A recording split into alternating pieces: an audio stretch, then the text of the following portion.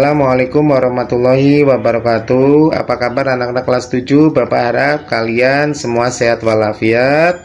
Bertemu kembali dengan Bapak, Pak Edi Yusanto dalam pelajaran PPKN pada Senin pagi hari ini.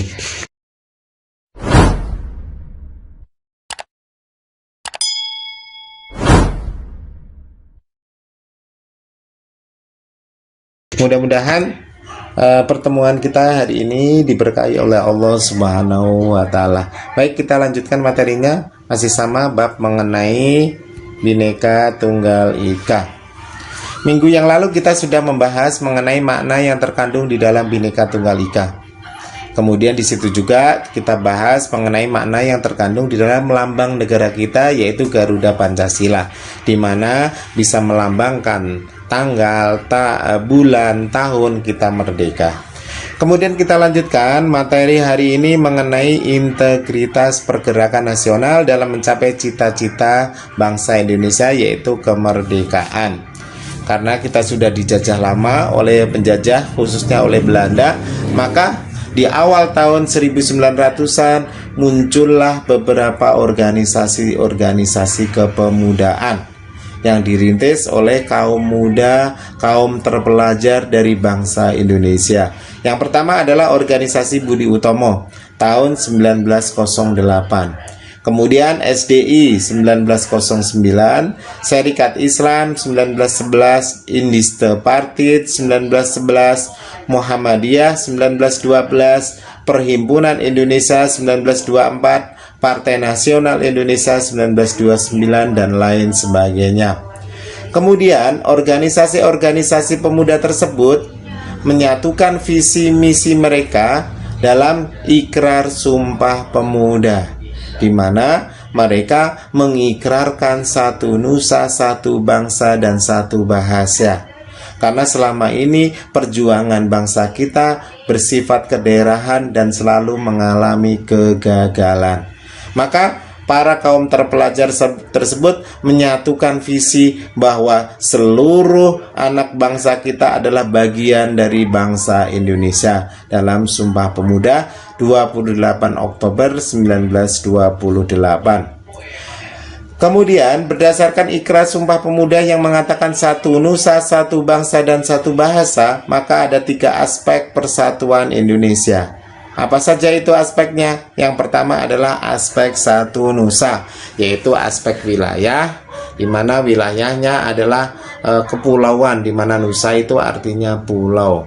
Berarti penyatuan pulau-pulau yang ada di Indonesia yang jumlahnya ribuan, yang terpisahkan oleh lautan yang luas, semuanya disatukan dalam wilayah NKRI atau Negara Kesatuan Republik Indonesia.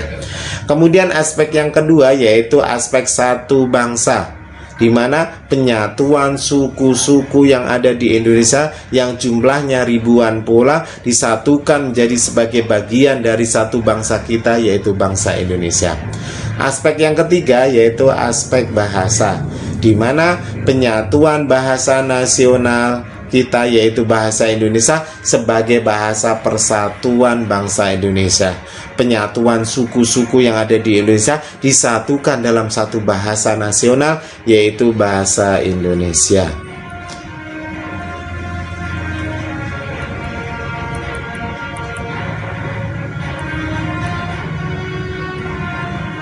Kemudian selanjutnya, semenjak Sumpah Pemuda, rasa nasionalisme tumbuh di dalam diri anak bangsa, ya. Semenjak Sumpah Pemuda diikrarkan, itu sudah mulai tumbuhlah rasa nasionalisme, rasa memiliki bahwa kita adalah satu bangsa, yaitu bangsa Indonesia. Kemudian kita lanjutkan pembahasan kita mengenai keberagaman-keberagaman yang ada di dalam masyarakat kita. Yang pertama adalah keberagaman suku bangsa, di mana kita beragam macam-macam suku yang ada di Indonesia. Apa yang dimaksud dengan suku? Suku adalah bentuk kesatuan biologis yang menyatakan diri pada ciri fisik yang dapat diturunkan. Apa itu ciri fisiknya? Dari warna kulit, bentuk rambut, raut muka, dan lain sebagainya. Yang kedua adalah keberagaman yang kedua, yaitu keberagaman mengenai ras. Ras adalah perbedaan variasi penduduk berdasarkan tampilan fisik, yaitu apa? Bentuk dan warna rambut, warna kulit, dan lain sebagainya. Maka berdasarkan tersebut, macam-macam ras menurut A.L. Kroeber. Yang pertama adalah ras Mongoloid atau ras yang berkulit kuning, yaitu penduduk Eropa, sebagian Afrika, dan sebagian Asia, di mana disebut Asiatic Mongoloid. Kemudian ada Malayan Mongoloid. Kemudian juga ada American Mongoloid. Itu yang disebut ras Mongoloid yang berkulit kuning. Kemudian ras yang kedua yaitu ras Negroid yang berkulit hitam, di mana sebagian besar adalah penduduk Afrika. Walaupun di Indonesia juga ada ras yang berkulit hitam atau Negroid, yaitu di wilayah Papua. Kemudian yang ketiga yaitu ras Kaukasoid atau ras yang berkulit putih, di mana ras tersebut adalah penduduk asli Eropa. Yang keempat adalah ras khusus, yaitu contohnya Bushman, Vedoid, Australoid, dan lain sebagainya.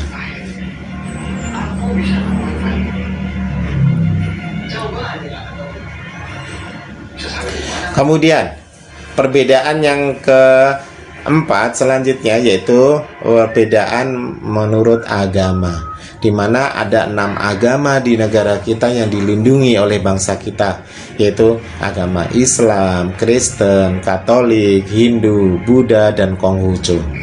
Kemudian ditambah lagi ada aliran kepercayaan. Seperti apa itu aliran kepercayaan kepada Tuhan Yang Maha Esa?